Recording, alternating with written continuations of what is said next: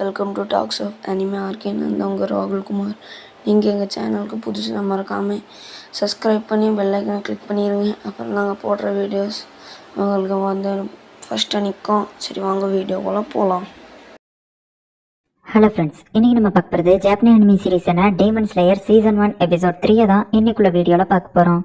இன்னைக்குள்ள கதை வந்து கொஞ்சம் டிஃப்ரெண்ட்டாக இருக்கும். கிட்டத்தட்ட ஒன் லைனர், அதாவது நம்ம டாஞ்சிரோ வந்து நமக்கு கதை சொல்கிற மாதிரி இருக்கும்.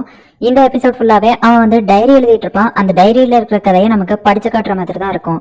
நான் சொல்கிறத விட நீங்களே பார்த்து புரிஞ்சுக்கிட்டா நல்லா இருக்கும்னு நினைக்கிறேன். சரி, வாங்க இன்னைக்குள்ள கதைக்குள்ளே போக ஆரம்பிக்கலாம். இன்னைக்கு நம்ம பார்க்க போகிறது டீமன் ஸ்லேயர் சீசன் 1 எபிசோட் 3. நம்ம டாஞ்சிரோ டெய்லியும் என்ன நடக்கு அப்படிங்கிறத டைரியில் எழுதி வைக்க. நெசுகோ எப்பவுமே தூங்கிக்கிட்டே இருக்கா. அவளை நினைச்சு நம்ம டாஞ்சிரோ கொஞ்சம் வருத்தப்படுதான். சரி வா, ட்ரைனிங் ஆரம்பிக்கலாம் அப்படின்னு சொல்லி அவன் கூப்பிடுவேன். இப்போ இவன் கிளம்புறான். டீமன் ஸ்லேயர்ஸ் இவங்க வந்து கவர்மெண்ட்டுக்கு தெரியாம அன்அஃபிஷியலா அந்த டீமன்ஸை பல ஆயிரம் வருஷங்களா கொண்டுகிட்டு இருக்காங்க.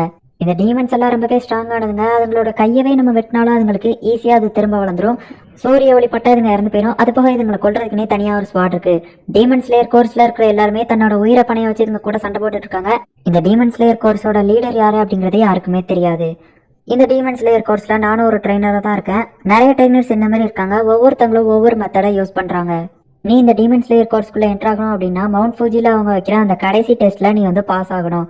நான் உனக்கு அதுக்காக ட்ரைனிங் கொடுக்குறேன் அப்படின்னு சொல்லி அவர் ட்ரைனிங் கொடுத்தாரு. நான் போக போக எல்லா டிராப்ஸையும் ஈஸியாவே தாண்டி வந்துட்டு இருந்தேன். அதுக்கப்புறம் தான் அது கஷ்டமாகவே ஆரம்பிச்சது. ரியலான கத்திங்களா அவர் டிராப்ஸ்ல வைக்க ஆரம்பிச்சாரு. கொல்ல போறாரா இனி அப்படின்னு சொல்லி பயந்தேன். அதுக்கப்புறம் பார்த்தா ஒரு ஸ்வாட கையில கொடுத்து ஓட சொன்னாரு. இப்போ அந்த ஸ்வாட தூக்கிட்டு ஓடுறது ரொம்பவே வெயிட்டா இருந்தது. எல்லா டிராப்ஸ்லயும் நான் மாட்டிக்கிட்டேன். அதுக்கப்புறமா நான் அந்த மலையை விட்டு இறங்கி வந்ததுக்கு அப்புறமா டெய்லியும் இந்த மாதிரி ஸ்வாட ஸ்விங் பண்ணிக்கிட்டே இருக்கணும். கிட்டத்தட்ட என் கையை கலந்து விழுந்துருங்கிற லெவலுக்கு இருந்தது. 999,000 அப்படின்னு நான் முடிச்சுட்டு நிற்கும் போது பார்த்தா இன்னும் ஒரு 500 போடு அப்படின்னு அவர் வந்து சொல்றாரு. இப்போ கிட்டத்தட்ட ஒரு வருஷம் ஆயிடுச்சு. இப்பதான் அவர் எனக்கு ஸ்வாட்ஸ்மேன்ஷிப்பை கற்றுக் கொடுக்க ஆரம்பிச்சாரு. இந்த ஸ்வாட் ரொம்பவே மெலிசா இருக்கிறதுனால ஈஸியா உடஞ்சிரும். ஸோ இதோட ஸ்ட்ராங்கான பாயிண்ட் வச்சு கரெக்டா கட் பண்ணணும். நீ மட்டும் நான் கொடுத்த ஸ்வாட உடச்ச உடம்புல இருக்கிற ஒவ்வொரு எலும்பையும் நான் உடச்சிருவேன் அப்படின்னு அவர் ரொம்பவே சீரியஸா சொன்னாரு. அதுக்கப்புறமா டெய்லியும் ட்ரைனிங் போய்கிட்டே இருந்துச்சு. அவரை பாக்குறதுக்கு இப்படி இருந்தாலும் ரொம்பவே ஸ்ட்ராங்கா இருந்தாரு. நான் ஸ்வாட வச்சுட்டு அவர் கூட சண்டை போட்டேன். பட் ஆனா அவரு வெறும் கையை வச்சுட்டு தான் என் கூட சண்டை போட்டாரு. நான் அப்படியே அவரை கொல்றலாம் அப்படின்னு சொல்லிட்டு உடனே பார்த்தா அவரு ஒவ்வொரு தடவையும் என்னை தூக்கி அடிச்சுட்டே இருந்தாரு. எனக்கு பெயின்ஃபுல்லா இருந்தாலும் ட்ரைனிங் மட்டும் நான் நிப்பாட்டவே இல்லை. இன்னைக்குள்ள லெசன் என்ன அப்படின்னா டோட்டல் கான்சென்ட்ரேஷன் பிரீத்திங். அது ஒரு பிரீத்திங் டெக்னிக். நான் உனக்கு 10 வாட்டர் பிரீத்திங் டெக்னிக்கை கற்றுக் கொடுக்க அப்படின்னு சொல்லிட்டு அவர் ஆரம்பிச்சாரு. ஃபர்ஸ்ட் ஷோல்டரை இறக்கு, பாடியை லூஸா விடு, மூச்சை நல்லா இழுத்து விடு, தப்பா பண்ற அப்படின்னு சொல்லிட்டு அவர் வந்து என்னை அடிச்சிட்டாரு. ஒவ்வொரு பசையும் நான் கரெக்டா பண்றேன்னு கேட்டா தப்புன்னு சொல்லி ரொம்பவே அடி வாங்கினேன். இந்த வாட்டர் பிரீத்திங் டெக்னிக்கு நான் தண்ணி கூடவே சேர்ந்துருக்கணும்னு சொல்லி ஒரு அருவி மேல இருந்து என்னை தள்ளி விட்டாரு. நெசுகோவுக்காக அப்படின்னு நம்ம டாஞ்சிரோ கஷ்டப்பட்டு ட்ரைனிங் எடுத்துட்டு இருக்கோம். அதே டைமிங்ல நம்ம நெசுகோக்கு ட்ரீட்மெண்ட் பாக்குறாங்க. அவ கண்டினியூஸா தூங்கிட்டே இருக்கா, எதுக்கவே மெடிக்கா. ஒரு நாள் நான் எந்திரிச்சு பார்க்கும்போது காலையில நீ இறந்து போயிருவியோன்னு ஒவ்வொரு நாளுமே எனக்கு பயமா இருக்கு அப்படின்னு சொல்லிட்டு நம்ம டாஞ்சிரோ வருத்தப்பட்டு இருக்கான். இப்போ இன்னும் ஒரு 6 மாசம் கடந்துருச்சு. கிட்டத்தட்ட 1.5 வருஷத்தை தாண்டிடுச்சு. ட்ரைனிங் எல்லாம் கஷ்டமாக ஆரம்பிச்சது. அதே நேரத்துல நானும் ரொம்பவே ஸ்ட்ராங்காக ஆரம்பிச்சேன்.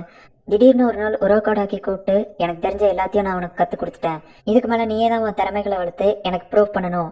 நீ வந்து இதுக்கு தகுதியானவன்னு அப்படின்னு சொல்லிட்டு என்னை ஃபாலோ பண்ணுன்னு ஒரு இடத்துக்கு கூட்டிட்டு போனாரா. அங்க பார்த்தா ஒரு பெரிய பாறை இருந்துச்சு.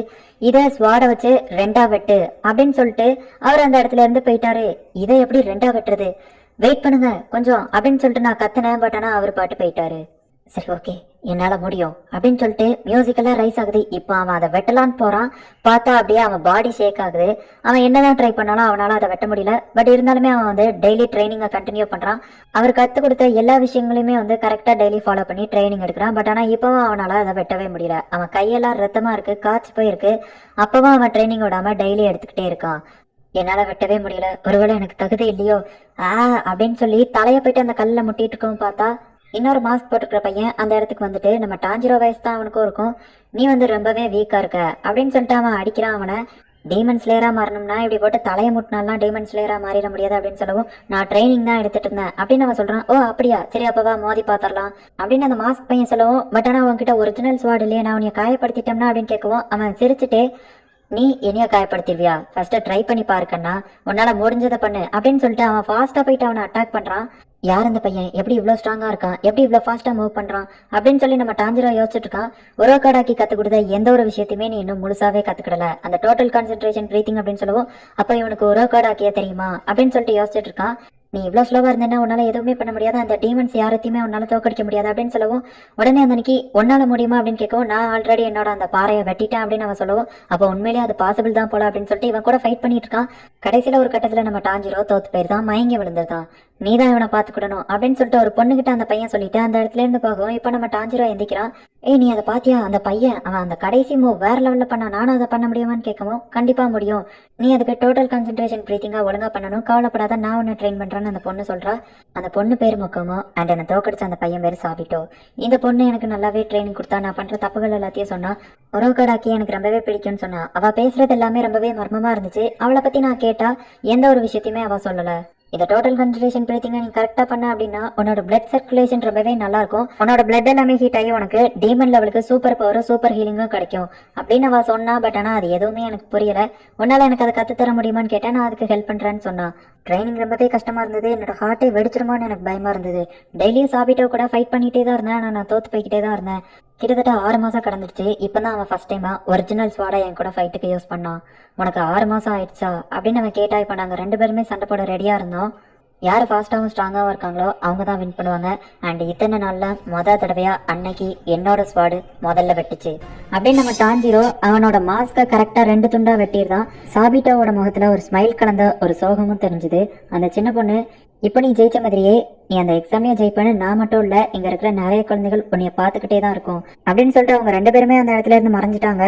நான் சாபிட்டோவோட மாஸ்க் தான் வெட்டினேன், எனக்கு நல்லாவே தெரியும், ஆனால் நான் அங்கே வெட்டியிருந்தது அந்த பாறையை அப்படின்னு சொல்லிட்டு நம்ம டாஞ்சிரோ சொல்கிறான். இந்த இடத்துல இந்த எபிசோட் முடியுது. ஆக்சுவலி நம்ம டாஞ்சிரோ வெட்டினது அந்த சாபிட்டோ அப்படிங்கிற பையனோட மாஸ்க் தான். பட் ஆனால் எப்படி அந்த பாறை 2 துண்டா வெட்டப்பட்டுச்சு, அதுவும் இவனோட அந்த ஸ்வாடை வச்சு அப்படிங்கிறத நெக்ஸ்ட் எபிசோட்ல பார்த்து தெரிஞ்சுக்கோங்க. அண்ட் நெக்ஸ்ட் எபிசோட்ல ஒரு வேற லெவலில் ட்விஸ்ட் இருக்கு, சூப்பரான சீன் இருக்கு, மிஸ் பண்ணாம பார்த்து என்ஜாய் பண்ணுங்க. அண்ட் இந்த வீடியோ நீங்க என்ஜாய் பண்ணியிருந்தீங்க அப்படின்னா லைக் பண்ணிட்டு அப்படியே மறக்காம நம்ம சேனலை சப்ஸ்கிரைப் பண்ணிருங்க. தேங்க்யூ ஃபார் வாட்சிங். பாய் கைஸ், நெக்ஸ்ட் எபிசோட்ல மீட் பண்ணலாம்.